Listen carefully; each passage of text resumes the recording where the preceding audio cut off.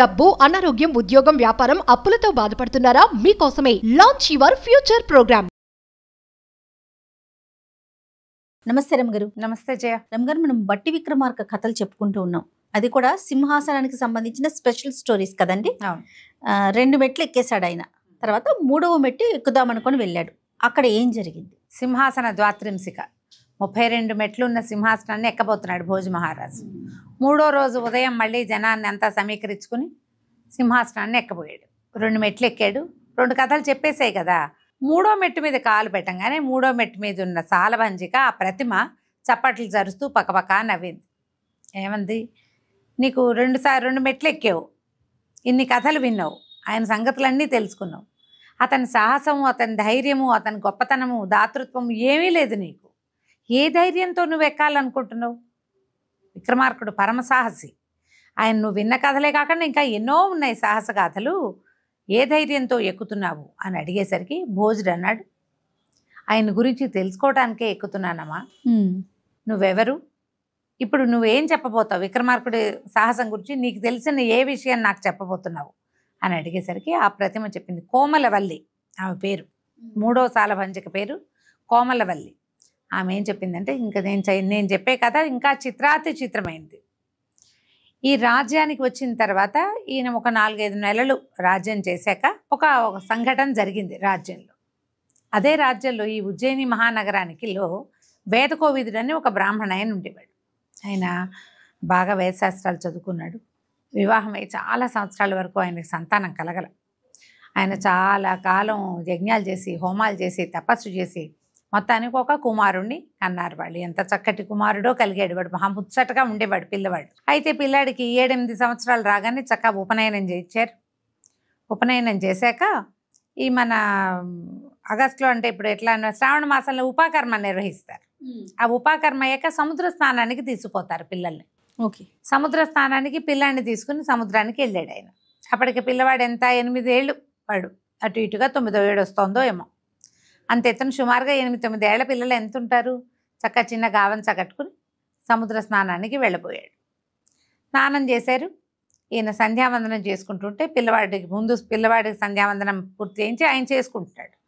పిల్లాడు అటు ఇటు గంతుతున్నాడు. ఈ సముద్రంలో నుంచి ఒక పెద్ద మొసలు వచ్చి పిల్లాడిని అమాంతం గుడుక్కని మింగేసి ఒకటే పని ఇక వెళ్ళిపోయింది వెనక్కి. ఈయన కళ్ళు తెరిచి చూసేసరికి పిల్లవాడు సగపడి ఉండటం మొసల్లో నోట్లో తెలిసింది ఆయనకి. ఆయన కేకలు పెట్టాడు కానీ మొసలి దగ్గరికి ఎవరు వెళ్తారు? మింగేసి పిల్లవాడితో సహా వెళ్ళిపోయింది. అది నవిలి కొరికి తినడం చూడలేదు ఈయన. అది గుడుక్కుని మింగటం చూశాడు. మింగింది. కొండ చిలువలు మింగుతాయి. మొసళ్ళు మింగుతున్నట్టుగా కాదు, పట్టి ఈడ్చి తీసుకెళ్ళిపోతాయి. ఈ పట్టి ఈడ్చినట్టుగా కూడా కాకుండా పిల్లవాడికి ఏ హాని జరిగినట్టు లేదు, కానీ మింగేసింది. ఇక ఆయన పిచ్చివాడైపోయాడు వేదకోవిదుడు. ఇదేమిటి ఇట్లా పట్టపగలు ఉదయకాలంలో సముద్రంలో అంతంత అలలుండవు, ఇంత పెద్ద అల రావటం, ఇంత పెద్ద మొసలు రావటం, ఇలా అయిందని ఆయన పరమ దుఃఖంతో ఏడ్చుకుంటూ ఊళ్ళోకి వచ్చాడు. దుఃఖపడ్డాడు. పిల్లవాడికి అదని ఇదని ఏవో క్రియాకర్మలు అన్నారు చుట్టాలు పక్కాలంతా. ఆయన ఏడ్చుకుంటూ, ఇదేం రాజ్యం, ఈ రాజు సరైన వాడు కాకపోవటం వల్ల కదా ఇంత పని జరిగింది. మామూలుగా ఏమవుతుంది, ఎక్కడైనా ఏదైనా ప్రమాదం జరిగితే వెంటనే ప్రభుత్వం ఏం చేస్తోంది అంటామా మనం? అవును. ఆ కాలంలో రాజు సరైన వాడు కాకపోతేనే ఇవి జరుగుతాయని ఒక రకమైన నమ్మకం ఉండేది. ఆయన అరిచి కేకలు పెడుతూ, ఈ రాజు సరైన వాడు కాదు, విక్రమార్కుడే మంచి రాజు అయ్యుంటే నాకు ఇంత అన్యాయం జరుగుతుందా? నేను వేదాలు చదువుకున్న బ్రాహ్మణుణ్ణి, నేను బతికే ఉండగా నా ఎదురుగుండా చిన్నపిల్లవాడు 9 ఏళ్లవాడు వాడిని మొసలు లాక్కుపోవటం ఏమిటని ఆయన ఏడ్చి శోకాలు పెట్టి, ఈ రాజుగారి వాకిట్లో ఒక గంట ఉండేదట. విక్రమార్కుడు బయట ఒక గంట కట్టించారు. ఆ గంట కొట్టేవాళ్ళు న్యాయం కావాలని. ఆయన ఆ గంటకేసి తలకాయ బాధేసుకున్నాడు. గంట పిచ్చెక్కినట్టు మోగిపోతోంది. ఎప్పుడైతే గంట మోగుతుందో భట్టి కానీ విక్రమార్కుడు కానీ బయటకు వచ్చేస్తారు. సైనికులు చూడడం కాదు, రాజో మంత్రో వస్తారు. వాళ్ళిద్దరూ ఉదయకాలం, అది మర్నాడు ఉదయం అన్నమాట. ఈరోజు మొసలు తీసిపోయింది, మర్నాడు ఇద్దరు పూజలో ఉన్నారు. లోపల ఉజ్జయిని కోట లోపల ఒక పెద్ద దేవాలయం ఉంది. అక్కడున్న ఏమిటి గంట మోగుతోందని గబగబా దిగొచ్చారు. భట్టి యమావేగంతో పరిగెత్తాడు. రాజుగారు నిదానంగా వస్తున్నాడు. ఆయన చేతుల నిండా పువ్వులు గివ్వులు చాలా ఉన్నాయి. ఈ భట్టి పరిగెత్తుకుంటూ వెళ్ళేసరికల్లా ఆయనకి ఏం కనపడింది? ఒక మధ్య వయస్కుడైన బ్రాహ్మణ ఆయన గంటకేసి తలబాదేసుకుంటున్నాడు. ఒళ్ళు మొహం అంతా నెత్తుటి మయమైపోయింది. ఆ దుఃఖంతో ఉద్వేగంతో తెలియడల్లా ఆయనకి. నేను పరిగెత్తుకుంటూ వెళ్ళి ఇద్దరు సైనికులను కేకేశాడు. ఆయన పట్టుకోండి అని పట్టుకున్నారు, కూర్చోబెట్టారు. అడిగాడు, ఏంటండి, ఏం జరిగింది, ఎందుకు ఇంత దుఃఖపడుతున్నారు? ఈ గంటకేసి తలబాదుకుని ప్రాణత్యాగం చేసేంత ఏం జరిగింది మీకు అనేసరికి ఆయన ఇంకా అరిచాడు గట్టిగా. విక్రమార్కుడు అమ్మవారి వరప్రసాదము, కాళికా వరప్రసాదుడు పరమసాహసి అని చెప్పుకుంటుంటే ఇక్కడ ఇలాంటి విచిత్రాలు జరుగుతున్నాయి. నా పిల్లాడిని నేను చూస్తుండగానే మొసల్లాక్కుపోయింది అని ఏడ్చే శోకాలు పెట్టాడు. ఈ లోపల విక్రమార్కుడు కూడా పూజ ముగించుకుని ఆయన కూడా వచ్చాడు. ఏం జరిగింది ఏమిటంటే ఇది చెప్పాడు. సరే, ఎక్కడ జరిగిందంటే సముద్ర తీరం. సరే, మీరు ఎక్కడ స్నానం చేశారో చూద్దామన్నారు. బట్టి నేను వెళ్ళి కనుక్కుంటానంటే విక్రమార్కుడు అన్నాడు, వద్దు, 5 నెలలు దాటిపోయినాయి. నేను బయటికి దేశాటనకి వెళ్ళవలసిన సమయం ఎలాగూ ఆసన్నమైపోయింది. అది చూసి ఆ వ్యవహారం ఏంటో కనుక్కుని నేను మళ్ళీ తిరిగి వచ్చేటప్పుడు ఆ బాలుడిని నేను తీసుకొస్తా. ఆయనకి ప్రామిస్ చేశాడు, మీ అబ్బాయిని నేను నా స్వయంగా చేతులతో తెచ్చి మీకు అప్పచెప్తాను అని. ఈయనకి ఇంకా 2-3 సాధనాలు దొరికినాయి. బేతాళుడు ఇచ్చాడని కొన్ని చోట్ల, దేవేంద్రుడే ఇచ్చాడని కొన్ని చోట్ల చెప్తారు. ఒక బెత్తము, ఒక జత పాదుకలు, ఒక రత్న కంబళము, ఇలాంటివి ఉన్నాయి. బేతాళుడే ఇచ్చినట్టు కూడా కొన్ని కథల్లో చెప్తారు. ఈ కంబళి మీద నిలబడి ఎక్కడికి వెళ్ళాలంటే అక్కడికి తీసుకుపోతుంది అనమాట.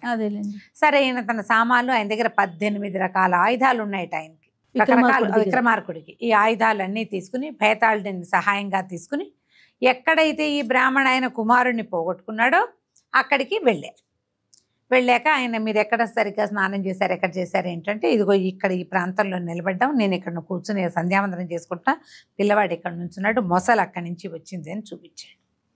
సరే, ఏమన్నాడు, మీరు వెనక్కి వెళ్ళిపోండి, మీ అబ్బాయిని తీసుకొచ్చే పూచి నాది అని బేతాళుడి కూడా ఆజ్ఞిచ్చేశాడు. నువ్వు రావద్దు నాతోటి, నేను ప్రయత్నం చేస్తాను, కుదరకపోతే నీకు చెప్తానని తన దగ్గర ఉన్న రత్న కంబళి పరిచి దాని మీద నిలబెట్టాడు.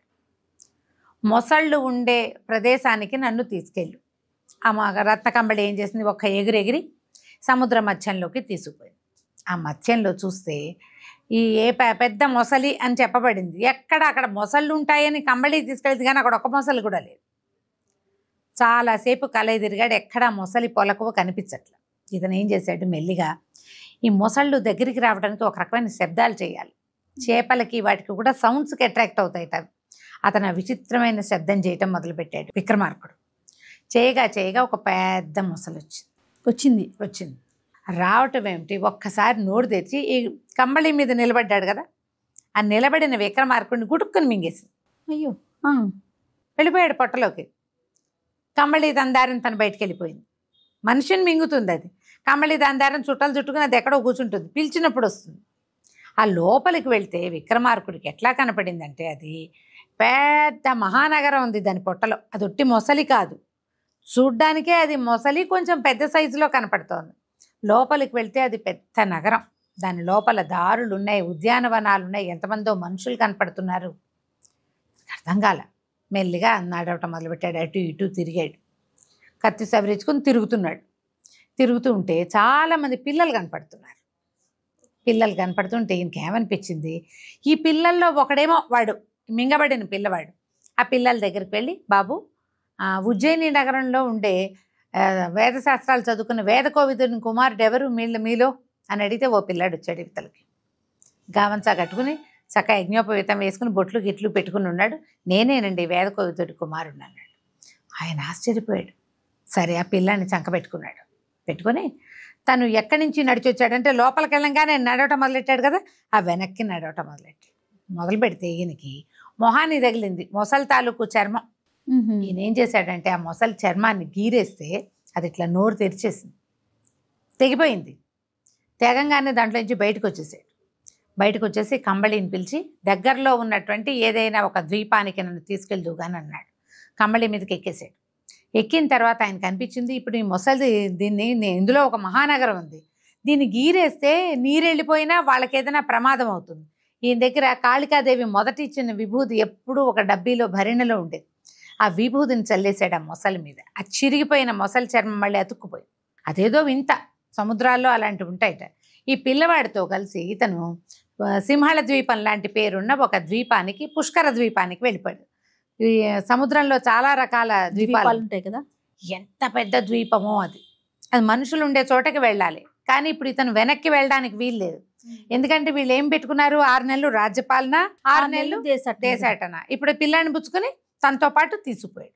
తీసుకెళ్ళిన తర్వాత ఏమైంది, ఆ ఊరంతా మంచి సందడిగా ఉంది. ఆ పుష్కర ద్వీపం అంతా బాగా అలంకారం చేశారు, బ్రహ్మాండంగా ఉంది. సరే జనం అంతా హడావిడిగా తిరిగేస్తారు. రకరకాల రథాలు గిదాలు, అంటే ఎట్లా వచ్చినాయి, సముద్రంలో నుంచి వచ్చినటువంటి పడవలు దిగి జనాలు రథాలు ఎక్కి ఆ రాజప్రాసాదం వైపుకి వెళ్తున్నారు.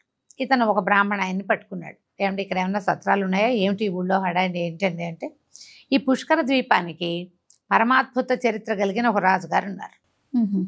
రాజుగారికి లేక ఒక సంతానం కలిగింది. హేలావతి ఆ అమ్మాయి పేరు.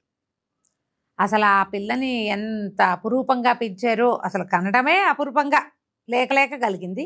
పిల్ల చాలా అద్భుతమైన అందగత్తె, చాలా గొప్ప పేరు కలిగిన రాజుగారు మా రాజు. మేము ఇక్కడి నుంచి రకరకాల ఏమంటారు వాటిని, సుగంధ ద్రవ్యాలు అవి ఎగుమతి చేసే ద్వీపం ఇది. ఇప్పుడు అమ్మాయికి పెళ్లి వయసు వచ్చింది హేలావతికి. సో మా వాళ్ళు ఏం చేశారంటే స్వయంవరం చాటించారు. చాలామంది రాజులు వచ్చారు ఊళ్ళోకి. అదే ఈ సందడి. మరి ఒక రాజుగారు ఒక ఊరు నుంచి ఇంకో ఊరికి పెళ్లికి వచ్చాడంటే ఆయనతో ఎంత పెద్ద గుంపు వస్తుంది. అవును, వాళ్ళ సమూహం మళ్ళీ వీళ్ళు ఎదురెళ్ళి వాళ్ళని స్వాగతించి వాళ్ళకు ఒక ప్లేస్లో కూర్చోబెట్టడం, ఇవన్నీ జరుగుతాయి. ఈ గందరగోళంగా ఉంది బాబు, ఇది మా కథ అని చెప్పాడు. సో ఇక్కడ రాజకుమార్తె హేలావతికి స్వయంవరం చాటించబడింది. అమ్మాయి బాగుంటుందా అని అడిగాడు. ఏమోనైనా నేనైతే చూడలేదు, కానీ నా భార్య చెప్తుంది అసలు స్త్రీలలో అలాంటి వాళ్ళు ఉండరు. మా మొత్తం పుష్కర ద్వీపంలో హేలావతి అంత అందగతే ఎవరు లేరట. ఈ రాజుగారికి ఆ హేలావతిని చూద్దామనిపించింది విక్రమార్కుడు.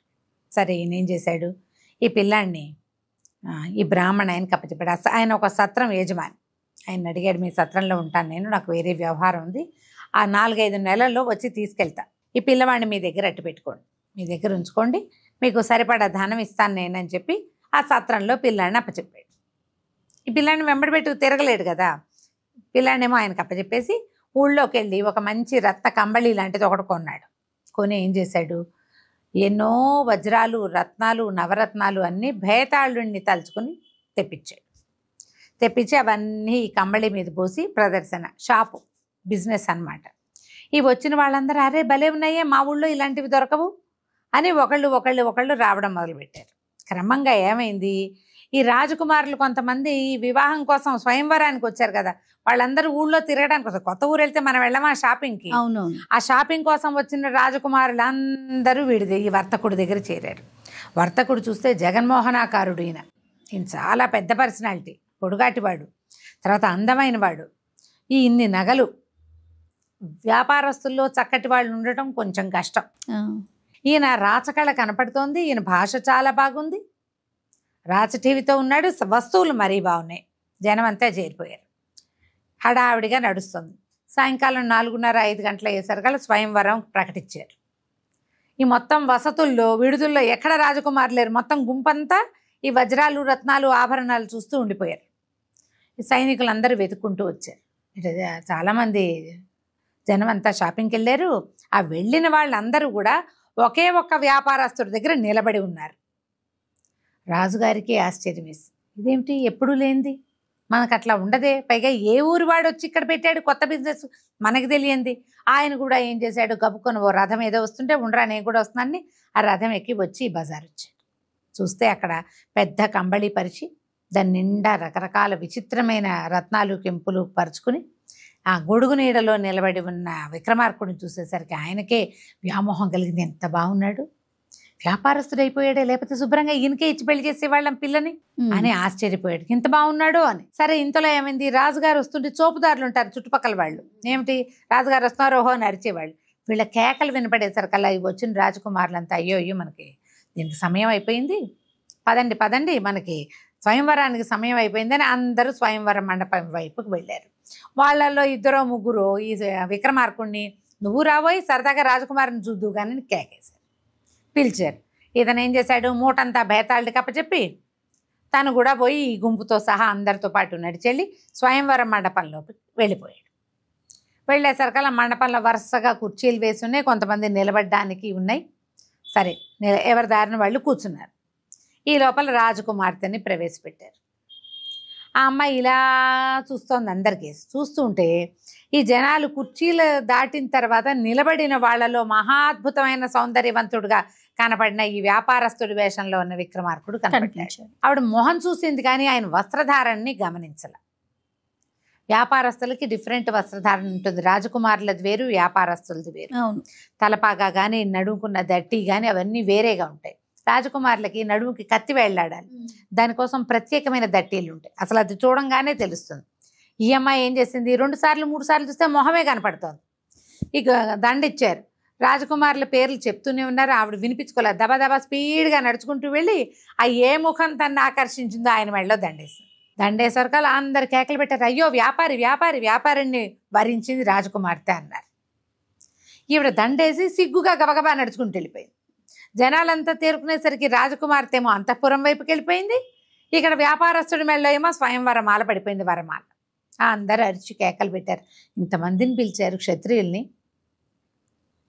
వ్యాపారస్తుడికి ఇచ్చి పెళ్లి చేసేటది మీ పెళ్లి మీరే చేసుకోవచ్చుగా, మమ్మల్ని ఎందుకు పిలిచినట్టు అని చెప్పి అందరూ అరిచొచ్చి కేకలు పెట్టారు. రాజుగారు కూడా సవరించాడు. ఇంకేం చేయాలో తెలియలే. సరే, ఆ మంత్రి సామంతులు సైన్యాధిపతులు ఉంటారు కదా, వాళ్ళందరూ ఈ రాజులందరినీ సమాధానపరుస్తుండగా రాజుగారు పరిగెత్తుకుంటూ కూతురు వెనకాల వెళ్ళాడు. అమ్మాయి ఇంత పని చేసావేమిటమ్మా, వ్యాపారస్తుడి మెడలో దండేసావు అనేసరికల్లా అమ్మాయి ఏంది, ఏమో నాన్న, నాకు అతనే ఆకర్షణీయంగా కనపడ్డాడు, పైగా ఆయన ఏదో రాజఠీవి ఉంది నాన్న ఆయన మొహంలో, ఆయన వ్యాపారస్తుడిగా తోచల. సరే, వ్యాపారస్తుడో రాజఠీవి ఉందో లేదో చూద్దాం. ఓ పంచి, ఎలాగో దండేసాం కదా, అంతఃపురంలోకి ప్రవేశపెట్టు. కాకపోతే ఎదురు బదురు పడకుండా మధ్యలో ఒక తెర వేళ్లాడేయండి. ఆయన్ని ప్రశ్నించి మనకు తగినవాడు అని అనుకుంటేనే వివాహం. ఒట్టి వరమాలే వేసా, ఇంకా వివాహక్రతువు కావాలి కదా, మాకొద్దని ఎటగొట పంపించేసి ఇంకో వాళ్ళని చూసుకుందాం మనం అని చెప్పింది అమ్మడు. చెప్పింది కానీ తండ్రిని సంతోషపెట్టడానికి ఆ వాక్యాలు చెప్పింది. తనకు మనసులో ఆమెకు మాత్రం ఆయనే నచ్చాడు. మరి కన్యావరైతే రూపం అన్నారు కదా, నేను ఎందుకు భరించాను అని మనసు లోపల ఉంది. సరే, వీళ్ళు ఇంకా ఏమిటి పిలవటం లేదని విక్రమార్కుడు ఎదురు చూస్తున్నాడు. ఈయన ఒక్కడే ఉన్నాడు కదా, బేతాళుడు ఈయనతో ఉన్నాడు, కనపడకుండా ఉంటాడు. సరే, ఏమైంది, ఈ రాజు మంత్రి వచ్చి, బాబు రండి లోపలికి వెళ్దాం, మీ అమ్మాయి మీ మెళ్ళో రాజకుమార్తె హేలావతి మిమ్మల్ని వరించింది కాబట్టి వరమాల వేసింది కదా, రాజకుమారిని కలుసుకుందరు కానని ఆయన్ని అంతఃపురంలోకి ప్రవేశపెట్టారు. మధ్యలో ఓ తెరేశారు. రాజకుమార్తె ఓ వైపు కూర్చుంది, రెండో వైపు ఈయన కూర్చున్నాడు. ఈ తర్వాత ఏం జరిగింది, ఈ మన విక్రమార్కుడు ఏ విధంగా హేలావతి యొక్క ఆమె తండ్రి సామంతుల యొక్క మనసు దోచుకున్నాడో మనం తర్వాయి భాగంలో తెలుసుకుందాం. తప్పకుండా. నమస్తే. నమస్తే.